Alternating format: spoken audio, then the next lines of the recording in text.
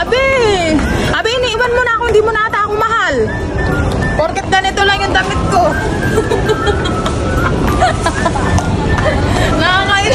Hi mga friendship, it's me Apple, and today samahan nyo nga po kaming mag-mall. So yes, nandito kami ngayon ni Abi sa SM kasi balak sana niyang bumili ng sapatos. Pero bago yan, ayan nga, papasok na tayo sa loob mga friendship and maghahanap muna tayo ng kakainan. Opo, kasi as in kagigising lang po namin ng mga oras na yan. So tinanghali na nga po kami mga friendship at dahil nga mamaya may pasok pa si Abi, kaya naman nagmadali kami papunta dyan at kitang-kita nyo nga po ang ebidensya sa aking kasuotan. Grabe ba? Opo, nakaduster ako for today's video. Actually, sa mama ko po itong damit na ite. Pero kahit nga po nakaduster lang ako, kayang-kaya kong maglakad sa mall na parang runway. So alam nyo yan. So sinasabi ko nga sa inyo mga friendship, wag nyo akong hahamunin. Meron pa akong mga butas-butas na duster sa bahay. Baka naman. Charot. So dito na nga lang namin napiling kumain mga friend. And aaminin ko nung una, nag-alangan ako. Kasi sabi ko, parang alangan yung dress code ko. Pero na-realize ko mga friendship, wala namang pakialam yung mga tao. Kaya go. So hindi ko to i-upload para magpanggap or magyabang or what. Pero para ipakita sa inyo na kahit simpleng ayos lang mga friend, basta may confidence ka, ay nako, winner ka na girl. Hindi ko alam kung sino yung dapat makarinig nito mga friendship, pero aminin natin, di ba yung iba, hindi talaga sila makalabas or makapunta man lang ng mall nang hindi nakapustura. Kasi hindi ko rin naman talaga sila masisisi dahil karamihan naman talaga sa panahon ngayon nakatingin sa ayos at itsura ng pananamit. Yung tipong kapag sira yung damit mo ay iba ang tingin sa'yo girl. Pero minsan naman makikita din yan sa kung paano nyo dalhin yung mga sarili nyo mga friendship sa labas man or sa harap ng ibang tao. So ako, kahit napapatingin sa akin yung iba, so nakikita ko talaga mga friendship, nagiging head turner ako. Charot. So iniisip ko na lang mga friendship, naglalakad ako sa mall na parang yung damit ko yung pinakamaganda. Kumain kami, naglibot-libot, and guess what? I felt good. Kasi alam ko sa sarili ko, I look good. Bakit ba? Ay nako mga friendship ha, ako na yung nagsasabi sa inyo, style is not about the price, it's about presence. Nabasa ko lang din yun. Charot.